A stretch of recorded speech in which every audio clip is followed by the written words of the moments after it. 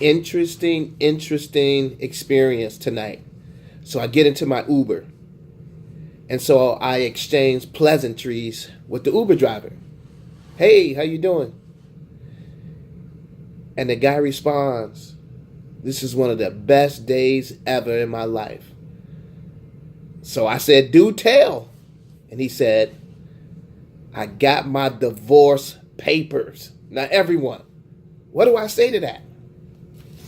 So I said, well, is that a good thing? And he says, yes.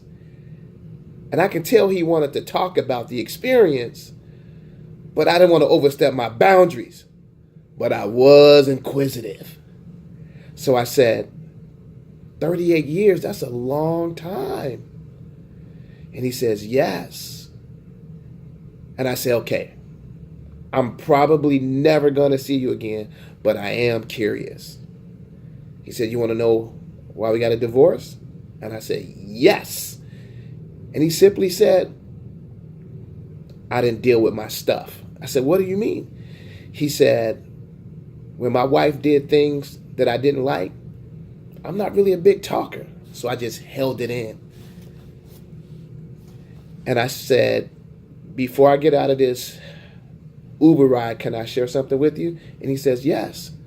And I said, have you ever thought about the relationship between tension and conflict? And he said, no.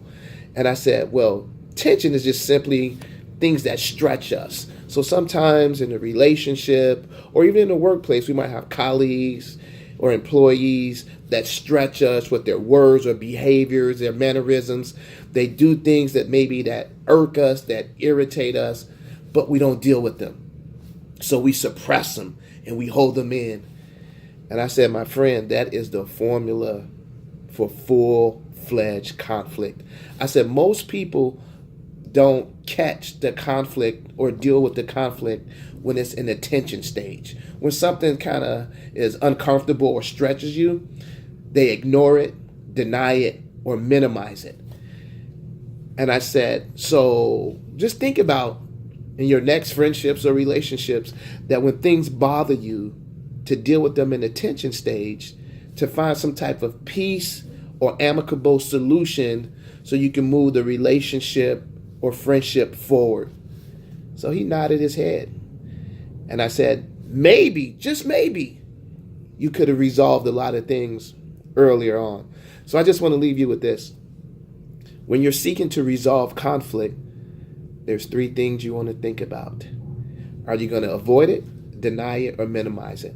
I want to encourage you to lean in and have the courageous conversations about what are those words or behaviors that are disruptive, annoying, or irritating to you that may be causing this friction, this tension. Don't sweep it under the rug. Have the courageous conversation. That's an honest, open, and transparent dialogue that both of you share. And talk about how do we co-create a new environment for us to thrive and succeed so we can have a healthy friendship or relationship. Again, things just don't end up in full-fledged conflict. There is tension. There is something that's brewing, percolating, and sometimes people ignore them and they sweep them under the rug, and then they come back to sting them later. Engage in courageous conversations. Peace out.